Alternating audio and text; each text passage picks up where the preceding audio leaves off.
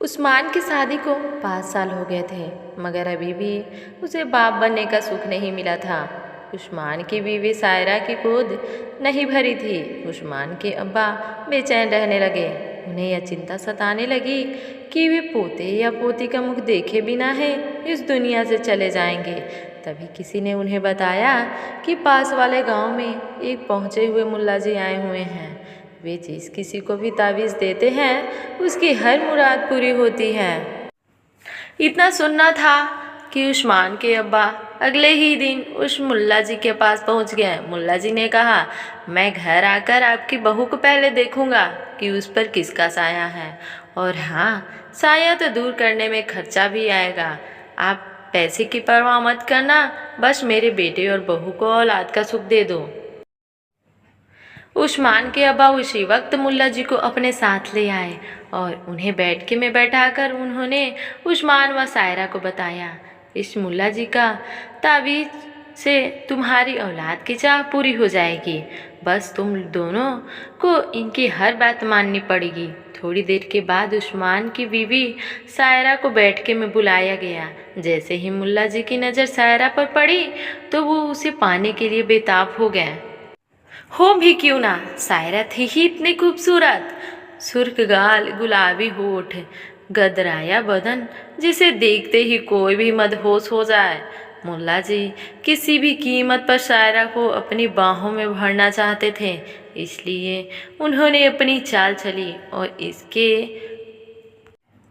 और उसके मखमली पेट पर हाथ रखते हुए उस्मान के अब्बा से कहा, तुम्हारे एक दुश्मन ने जादू टोना से इसकी गोद बांध रखी है।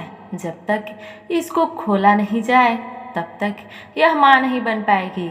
इस काम में 3 दिन लगेंगे और यह काम रात को 12 बजे अकेले में बंद कमरे में करना पड़ेगा, और इसमें काफ़ी पैसे भी लगेंगे क्योंकि जफरान से 3 तावीज़ बनाने पड़ेंगे।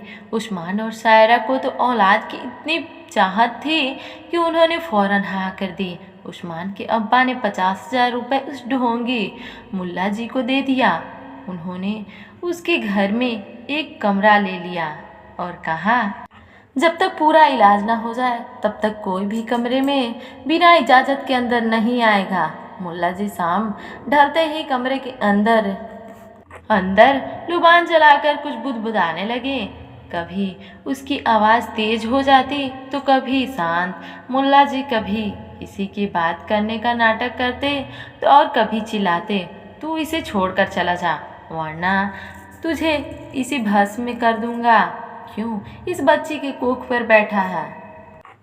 क्यों इसे मां नहीं बनने दे रहा है? इस मासूम ने तेरा क्या बिगाड़ा है?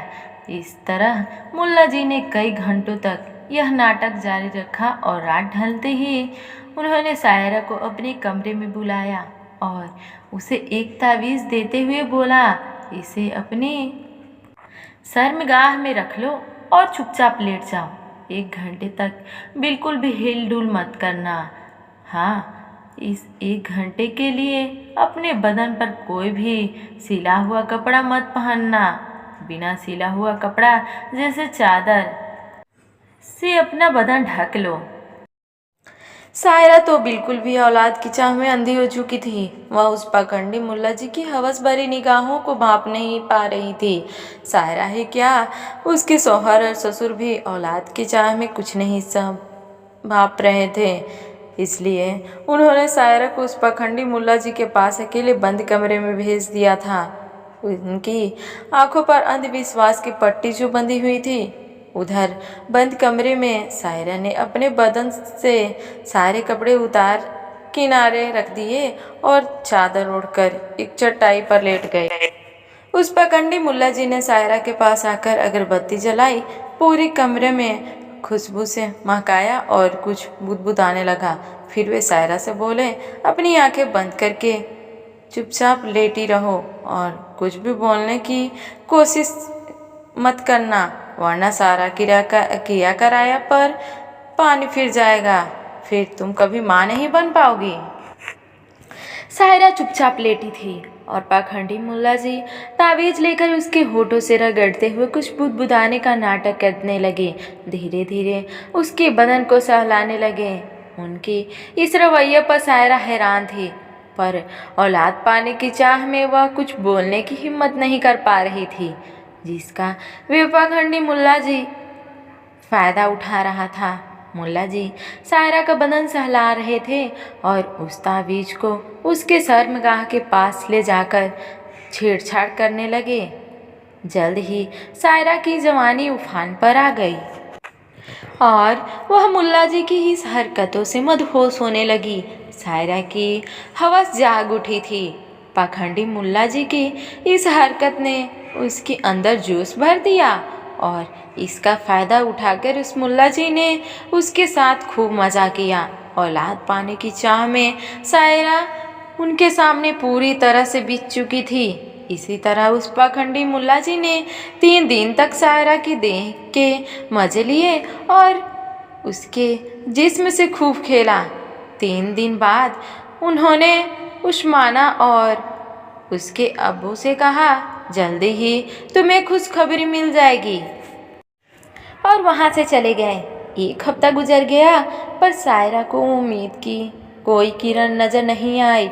वह समझ चुकी थी कि उन पाखंडी मुल्ला जी ने दौलत के साथ साथ उसकी इज्जत भी लूट ली है। उस्माना और उसके अब्बू हैरान थे कि उसकी बहू अभी भी पेट से नहीं हुई। उन्होंने पास के गांव जाकर उस मुल्ला जी से मिलना चाहा, तो पता चला वे तो वहाँ एक परिवार के लाखों रुपए लेकर भाग गए हैं। अब उस्माना और उसके अब्बा को अपने ऊपर पछतावा हो रहा था कि वे क्यों मुल्ला जी की बातों में आ गए।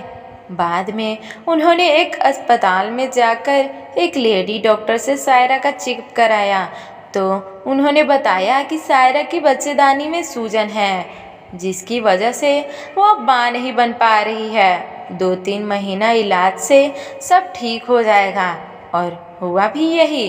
3 महीने की इलाज के बाद सायरा को बच्चा ठहर गया और उसी वक्त पूरा होने के बाद उसने एक प्यारी सी बेटी को जन्म दिया। इसी तरह न जाने कितनी सायरा औलाद की चाह में अपनी इज्जत गंवा बैठती है, और न जाने कितने उस्मान दौलत के साथ साथ अपने घर की आबरू भी पाखंडी मुल्ला जी को सौंप देते हैं। धन्यवाद।